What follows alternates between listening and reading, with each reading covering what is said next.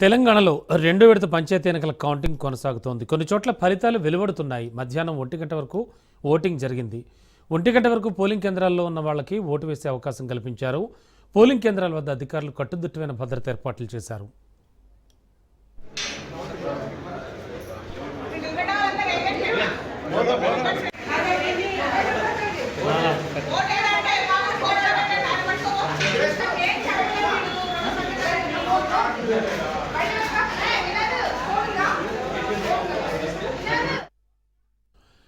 ఇక రెండో విడతలో మొత్తం 4332 గ్రామ పంచాయతీలకు ఎన్నికలు జరిగాయి. ఇప్పటికే 415 సర్పంచ్ స్థానాలు, 8307 వార్డులు ఏకగ్రీవం అయ్యాయి.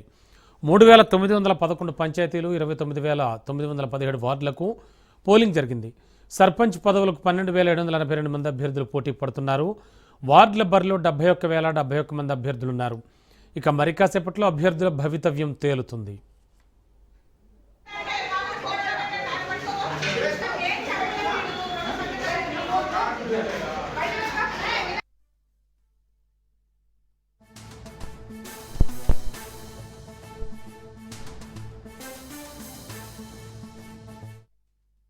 చూస్తున్నాం, తెలంగాణలో రెండో విడత పంచాయతీ ఎన్నికల కౌంటింగ్ కొనసాగుతోంది. కొన్ని చోట్ల ఫలితాలు వెలువడుతున్నాయి. మధ్యాహ్నం 1 గంట వరకు ఓటింగ్ జరిగింది. 1 గంట వరకు పోలింగ్ కేంద్రాల్లో ఉన్న వాళ్ళందరికీ ఓటు వేసే అవకాశం కల్పించారు. పోలింగ్ కేంద్రాల వద్ద అధికారులు కట్టుదిట్టమైన భద్రత ఏర్పాటు చేశారు.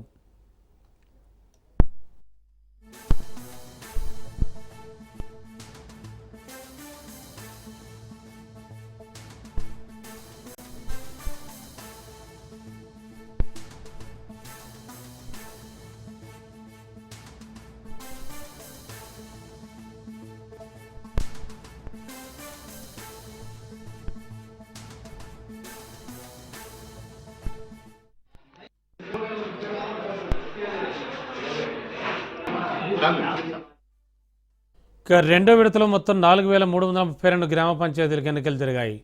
ఇప్పటికే 415 సర్పంచ్ స్థానాలు, 8307 వార్డులు ఏకగ్రీవం అయ్యాయి. 3911 పంచాయతీలు, 29917 వార్డులకు పోలింగ్ నిర్వహించారు. సర్పంచ్ పదవులకు 12782 మంది అభ్యర్థులు పోటీ పడుతున్నారు. వార్డుల బరిలో 71071 మంది అభ్యర్థులున్నారు. మరి కాసేపట్లో అభ్యర్థుల భవితవ్యం తేలనుంది.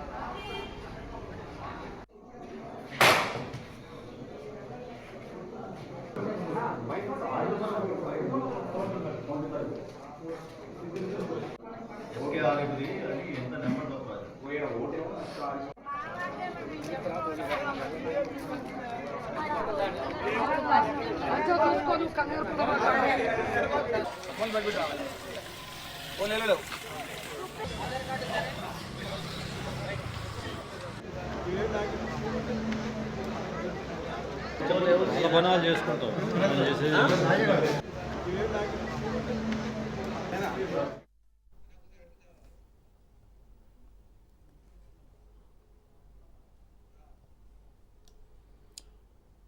తెలంగాణలో రెండో విడత పంచాయతీ ఎన్నికల కౌంటింగ్ కొనసాగుతోంది. కొన్ని చోట్ల ఫలితాలు వెలువడుతున్నాయి.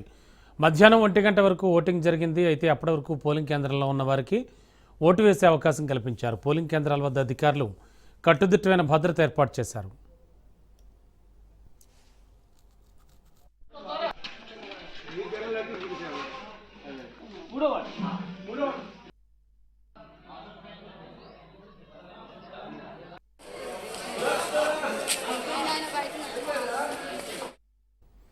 ఓవరాల్గా చూస్తే రెండో విడతలో మొత్తం 4332 గ్రామ పంచాయతీలకు ఎన్నికలు జరిగాయి. ఇదే అంశానికి సంబంధించి లేటెస్ట్ ఇన్ఫో అందించడానికి మా కరెస్పాండెంట్ కొత్తగూడెం నుంచి నవీన్ సిద్ధంగా ఉన్నారు.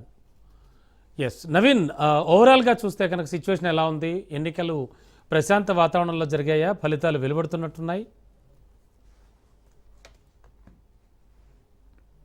జరిగినటువంటి రెండవ విడత అంటే గ్రామ పంచాయతీ ఎన్నికలకు సంబంధించి అంటే అన్ని చోట్ల కూడా ప్రశాంతంగా జరిగిన కొన్ని చెదురుమదురు ఘటనలు తప్ప అంతా కూడా ప్రశాంతంగా జరిగినట్లుగా కూడా చూడవచ్చు. అయితే జిల్లా వ్యాప్తంగా కూడా 82కు పైగా కూడా ఈ యొక్క ఓటింగ్ సర్లు అనేది నమోదైనట్టుగా కూడా చూడవచ్చు. అదేవిధంగా మనం చూసుకుంటే ఏదైతే అంటే 2 గంటల నుంచి కూడా కౌంటింగ్ ప్రారంభమైంది. అయితే ఇప్పటికీ మెజార్టీ స్థానాల్లో కూడా ఎవరైతే అభ్యర్థులు గెలుపొందారో వార్డులు కావచ్చు, సర్పంచులు కావచ్చు, ఇప్పటికే తెలిసిన పరిస్థితి కూడా ఉంది. అయితే ఈ రెండో విడతలో కూడా కాంగ్రెస్ హవానే సాగిందని కూడా చెప్పొచ్చు.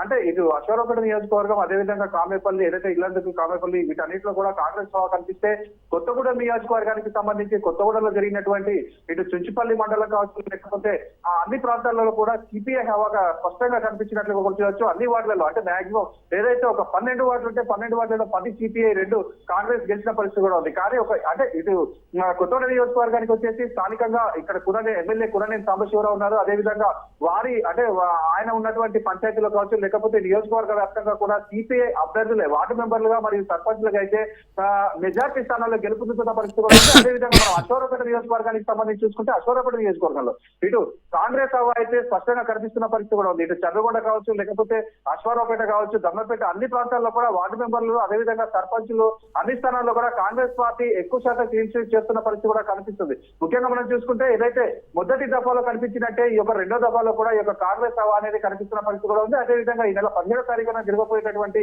ఈ మూడో విడత ఎన్నికల్లో కూడా ఈ యొక్క కాంగ్రెస్ హవా సాగుతుందని కాంగ్రెస్ శ్రేణులు అయితే చాలా జోష్లో అయితే ఉన్నట్టుగా కూడా చెప్పొచ్చు. Okay, thank you Naveen.